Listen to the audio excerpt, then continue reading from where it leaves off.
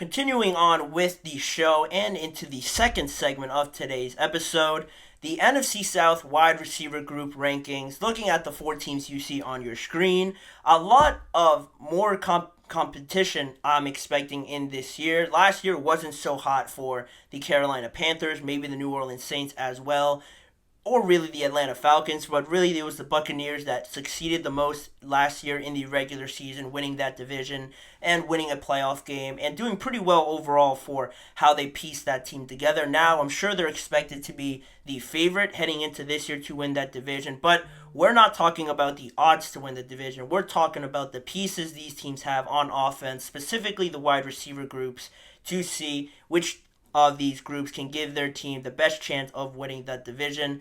So, that being said, starting off with the number 4 ranked wide receiver group on my list, I have the New Orleans Saints. Why the New Orleans Saints? Because they really don't have many options, reliable options outside of that man you see in the middle of your screen, Chris Olave. Clearly the number 1 already on the New Orleans Saints, the go-to guy for Derek Carr. In 2 years in the NFL, early on in his career, he's recorded over 1,000 yards in both years, and also 4 touchdowns and 5 touchdowns in each of those years, and has gotten no less than 119 targets per season, 72 receptions at least minimum in 2 of his seasons in the NFL. So very encouraging for the New Orleans Saints to at least have the guy there for them to go off of and really target throughout the duration of the game. Not a lot of teams can say that they have a bona fide number 1 like the Saints do, but it is after that where you're starting to get a little fishy with some of the options that you have. Rashid Shaheed was a nice piece last year in his first year in the NFL. 46 receptions, over 700 yards, and 5 touchdowns. Really a vertical threat down the field guy that you could look to really take the top of the defense. But other than that, I feel like he could still grow in other areas, but not an awful first season where you have no confidence. I think he has a good foundation to build off of. But then after that, I put Juwan Johnson on because I felt that he built a good relation with Derek Carr. I feel like Derek Carr really trusts him more than the other pieces on this team in the depth chart that really you don't know where to go to. You don't really know what they're going to give you this next year. Cedric Wilson came over from the Miami Dolphins, and you also have Equanimeous St. Brown as well coming over in free agency. So they're nice pieces, but at the top of the pecking order with Juwan Johnson, Chris Olave really, and Rashid Shaheed, I feel like they definitely have more room to grow there and to add more talent. So that might hold them back in some games where it could be a shootout. So that's really why I have them at number 4. Not really addressing that position group a lot this offseason where I felt that was definitely a area of need for them. But with that being said, we'll move on to number 3.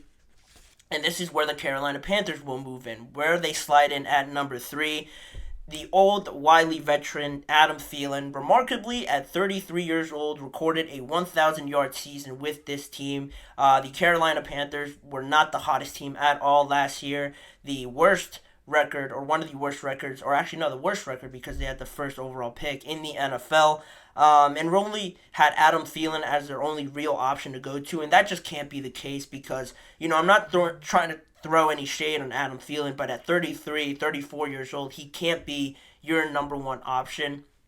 That's just not going to lead to anything really productive or that can carry out through the entire 17 weeks of the NFL. You saw him have a period where he was extremely hot at one point, getting 100 yards in a couple of games, really producing and surprising a lot of people, but then that died off towards the end. It's just not sustainable, so luckily for them, they addressed it in this offseason. They brought in a new head coach. They traded for Deontay Johnson. And they drafted also Xavier Legette there that you see, or Legette, that you see on your screen there. So 2 exciting options. I would assume Deontay Johnson will now step into that role as the number 1 wide receiver. And as the number 1, maybe number 2 in his time in Pittsburgh.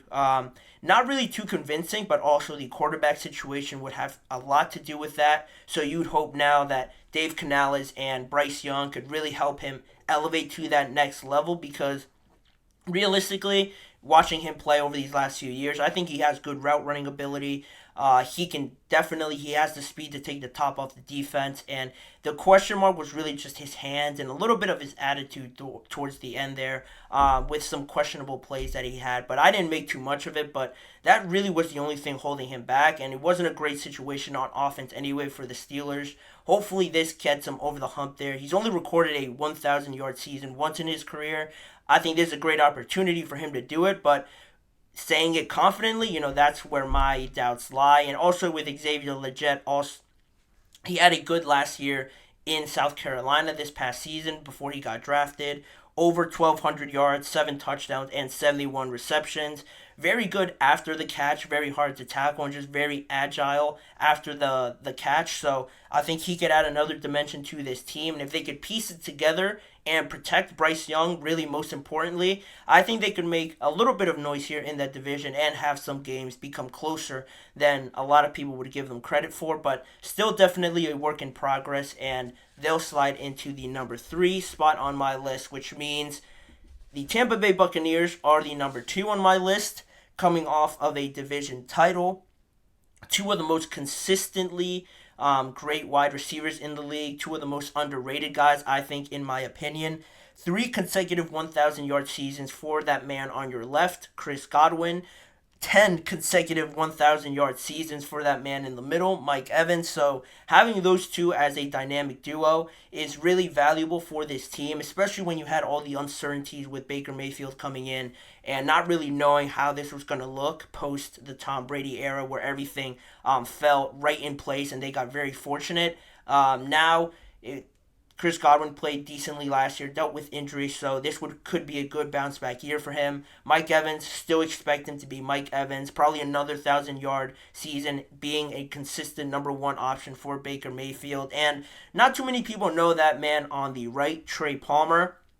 In his second year now, I'm pretty sure, with the Tampa Bay Buccaneers. Showed some flashes last year, being a deep threat and really working that middle of the field. And I liked him in some of the games that I watched. He had a good game against the Philadelphia Eagles in the playoffs, and growing now more into that role, I think he could definitely be a valuable option for the Tampa Bay Buccaneers. Also, their tight end, Cade Otton, is coming off of one of the best years of his career.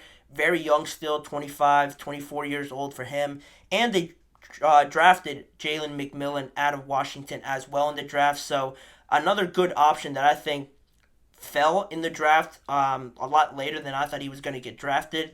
To fit into this team with the Buccaneers, I think fits him perfectly. And I anticipate him playing a big role this year for the Tampa Bay Buccaneers, to have a lot more options, because each of these guys bring a different aspect to the offense that you really need on a contending team, especially in the NFC.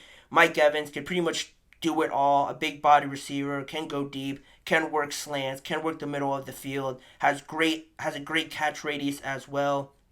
Similarly with Chris Godwin, more able to work into the slot and just move him around a lot all over the offense. Trey Palmer, I mentioned his skill set. So you have a little bit of different skills with each of these guys, and that's why the Tampa Bay Buccaneers are emerging, in my opinion, as a solid team in the NFC. How they could put it together for a second consecutive year, I think, will be telling.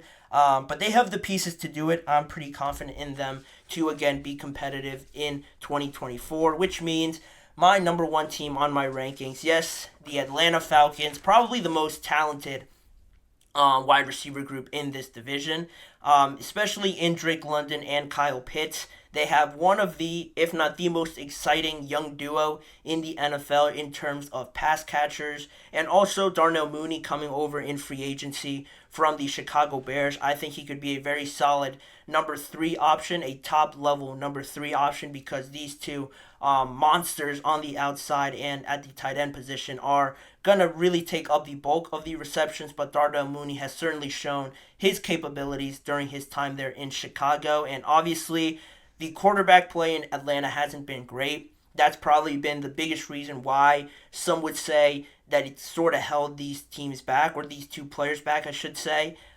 Drake London, even though the quarterback play has been a little bit suspect, he has recorded around 900 yards each of his first 2 years in the NFL, and also has received 110 targets at least as well. So he is getting targeted. He is obviously presumed as that number one option.